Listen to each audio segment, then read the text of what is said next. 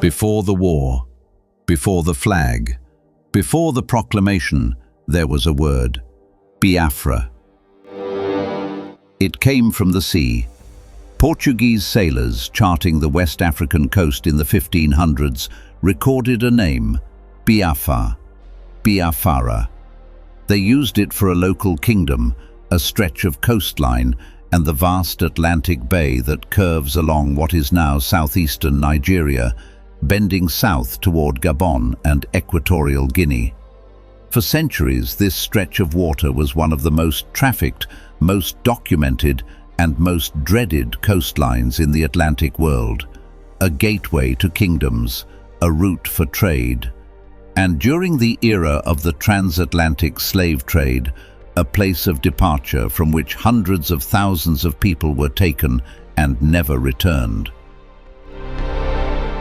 When leaders of the eastern region sat down in 1967 to name their new republic, they did not choose a name from a single ethnic group. They chose a name that belonged to the entire geography, a name older than Nigeria, older than colonialism, a name born from the sea, given by strangers, and claimed over centuries by the people who lived along its shores. An Ijaw diplomat named Frank Opigo was among those who proposed it. Biafra, because it was already theirs. In Igbo, some interpret it as Biafra, come and live, come and join, a summons, not merely a label. In Kalabari Ijaw tradition, others trace it to words describing treacherous waters, rough, unpredictable, not to be taken lightly. By 1967, when the proclamation was finally read aloud, Biafra was no longer a point on a map. It was a symbol of a people's right to exist, of a wound that was decades in the making.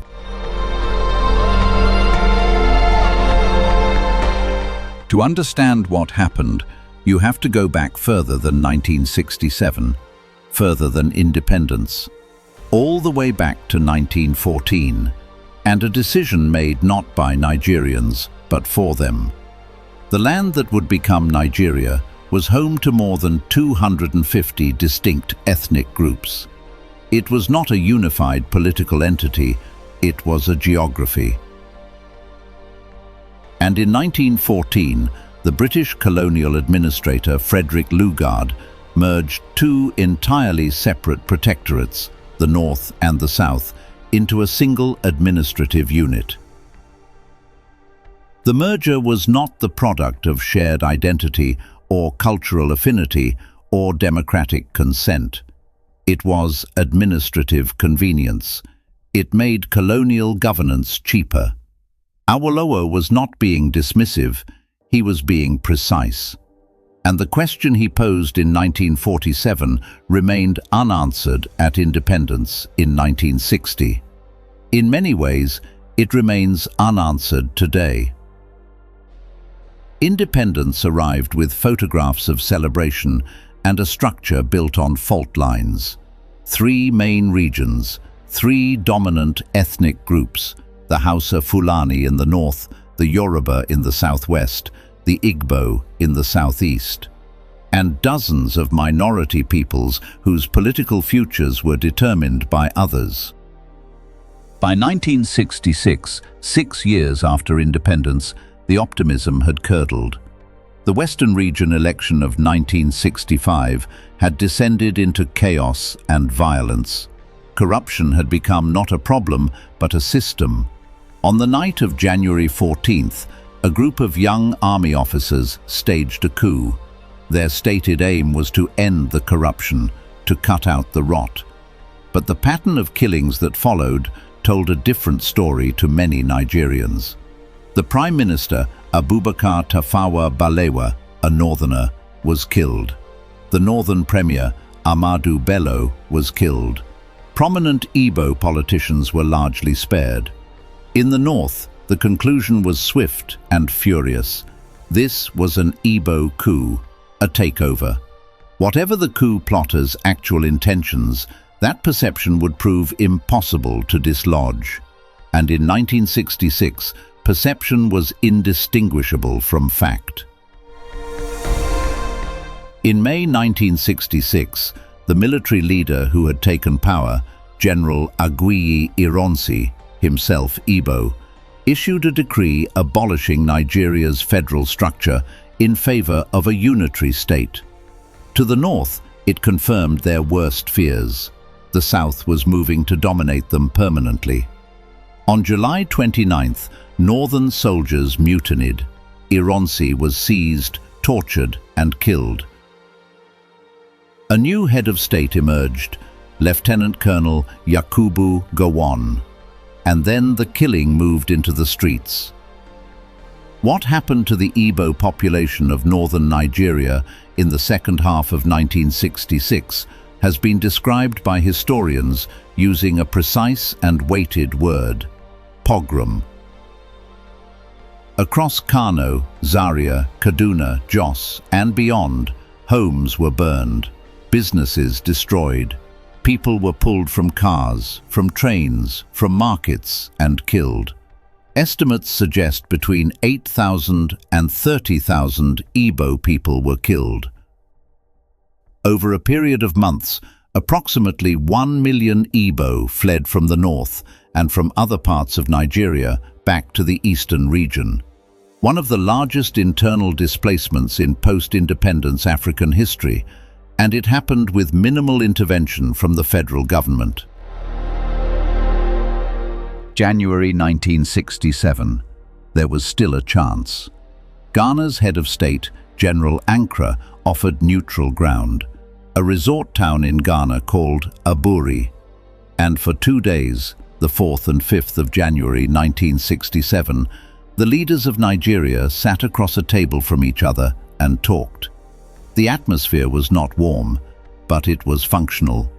People who had every reason to distrust each other were trying to find a way back from the edge. What they agreed was significant. The Supreme Military Council would be the country's highest governing body. Major decisions would require unanimity. Power would be returned to the regions. The army would be regionalized, each region controlling its own forces, with a coordinating federal structure above them. To Ojukwu, these were not procedural arrangements, they were guarantees. A new constitutional framework that would prevent any single group from ever using centralized power against a region's people again. When the delegations returned to Lagos, the agreement began to dissolve almost immediately. Senior civil servants raised objections. Constitutional lawyers argued that Aburi, implemented as literally agreed, would amount to the dissolution of the federal state. Gowon, under sustained pressure, began to pull back. A decree issued in March 1967 attempted to implement parts of Aburi, but in a form the eastern region regarded as hollowed out. The words were there. The substance was gone. The Eastern perspective.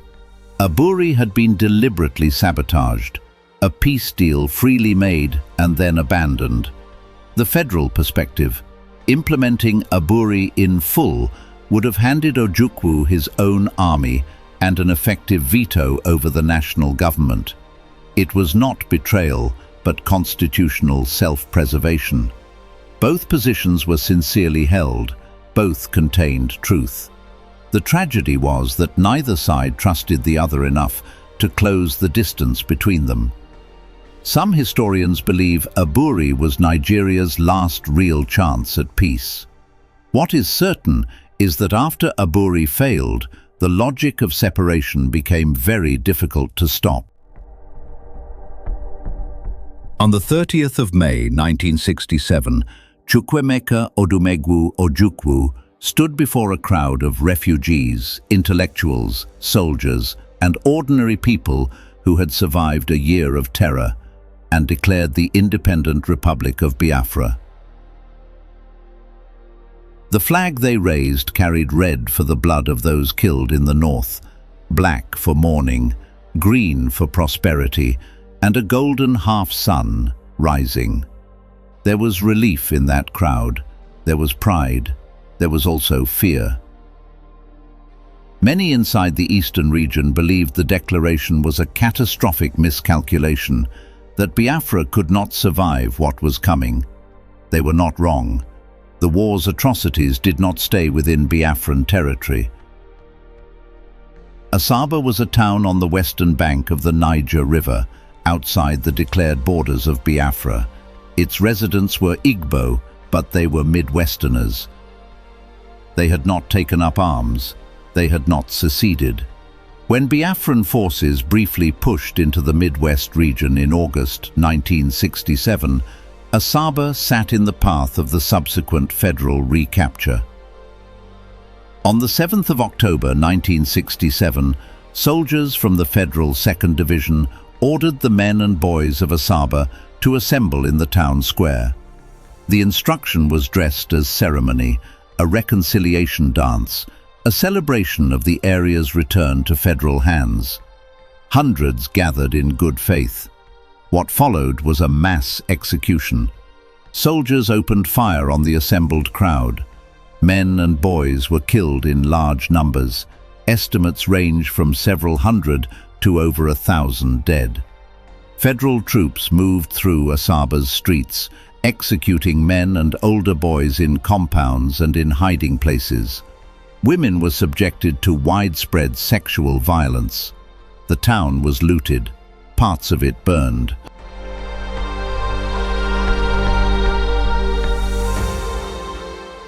Asaba was not Biafra. Its people had declared no rebellion. They were killed for being Igbo. The criteria for dying was ethnic. The officer most directly associated with command responsibility for what happened at Asaba was Colonel Murtala Mohammed. He would later become Nigeria's head of state in 1975. After his assassination in 1976, he was elevated to national hero status. The Murtala Mohammed International Airport in Lagos bears his name. His face appears on the 20 Naira note. The man held responsible by Asaba survivors for the massacre of their fathers and sons is commemorated across Nigeria as a patriot. For decades, Asaba was absent from the official Nigerian account of the war. Not taught, not acknowledged. Survivors carried the memory in private, in family stories passed in lowered voices, in photographs of fathers and brothers who did not come home. A town stripped of a generation of men. That silence was not accidental, it was chosen. The war was not only a Nigerian affair. Foreign hands reached in from the beginning. Britain, under Prime Minister Harold Wilson, chose to support the federal Nigerian military government, supplying arms, diplomatic backing, and intelligence. The reasoning, stated privately in cabinet, was practical. A unified Nigeria was better for British interests. Shell BP held major extraction rights in the eastern region. Biafra controlling the oil-producing Niger Delta was not an outcome the British government wished to support. Documents released under the 30-year rule confirmed that British officials were aware of the scale of suffering in Biafra and continued supplying arms regardless. This is not allegation, it is documented policy. France supported Biafra, not out of humanitarian concern, but to weaken British and American influence in West Africa and to gain access to oil. The Soviet Union armed the Nigerian federal military with weapons, including fighter jets. The Cold War mapped itself onto an African civil war with devastating indifference to the human beings inside it. By mid-1968, the federal military had sealed Biafra.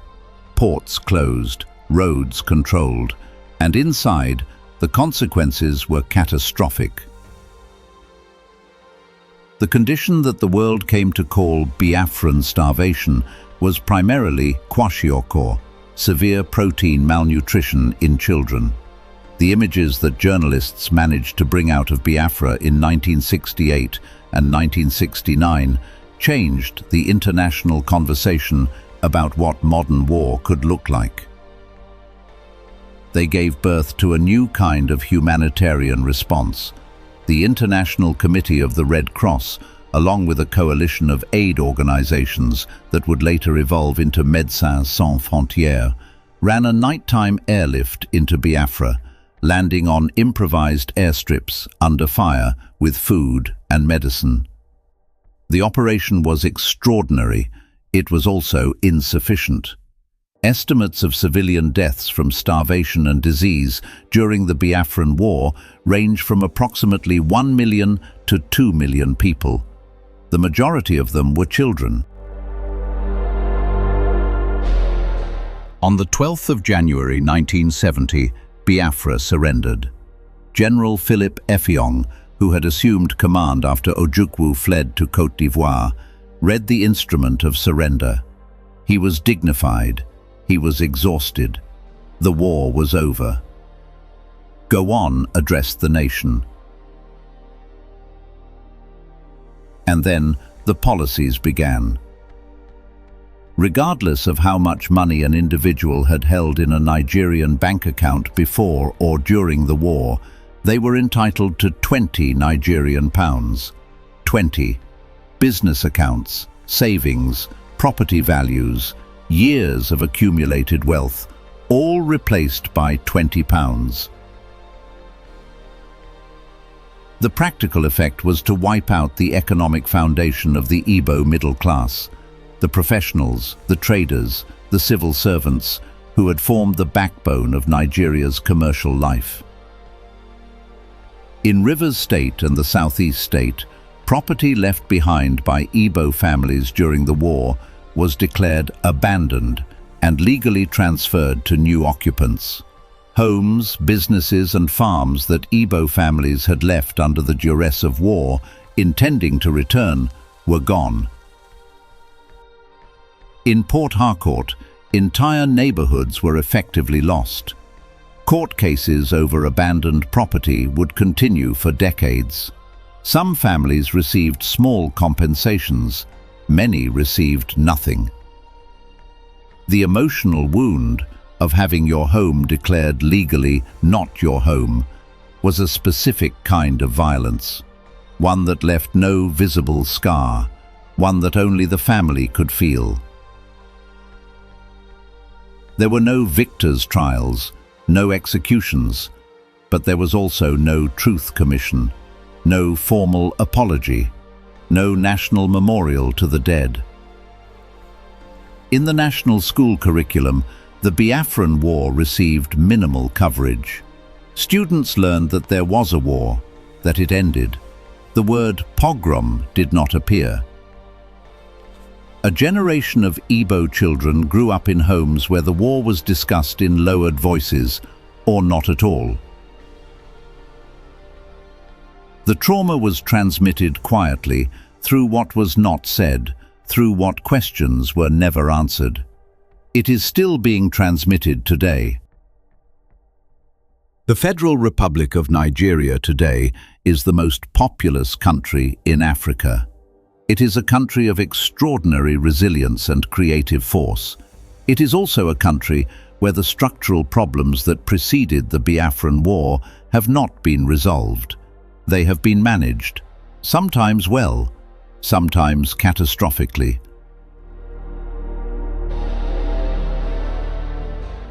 The underlying questions about federal power, resource control, and the distribution of representation across ethnic lines are the same questions that were burning in 1966. The indigenous people of Biafra, IPOB, emerged in the 2010s as the most visible expression of Igbo separatism in the post-war era. The federal government has designated it a terrorist organization. Whatever one thinks of its methods or its demands, the question it asks deserves to be heard seriously.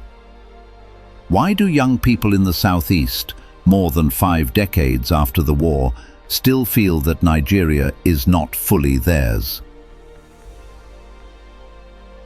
The insecurity that defines much of Nigeria's current political life, the insurgency in the northeast, the farmer-herder conflicts across the Middle Belt, the separatist agitation in the southeast, these are not unrelated.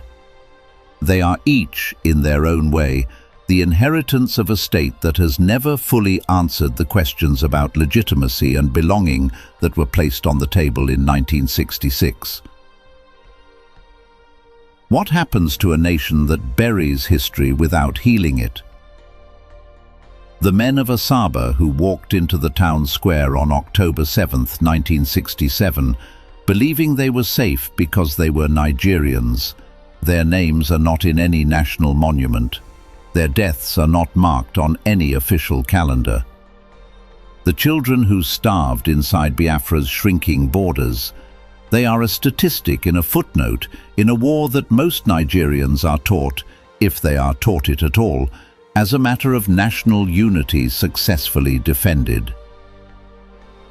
The 20 pounds, the abandoned houses, the silence in the classrooms. Maybe the greatest tragedy of Biafra was not only the millions who died, but the millions who survived, without closure. They built lives over the wound. They raised children on top of the silence. They handed their children a flag and called it a country. And those children are still asking, whose country is this exactly? And whose silence protects whom? If a nation cannot honestly remember its deepest wounds, can it ever truly become one?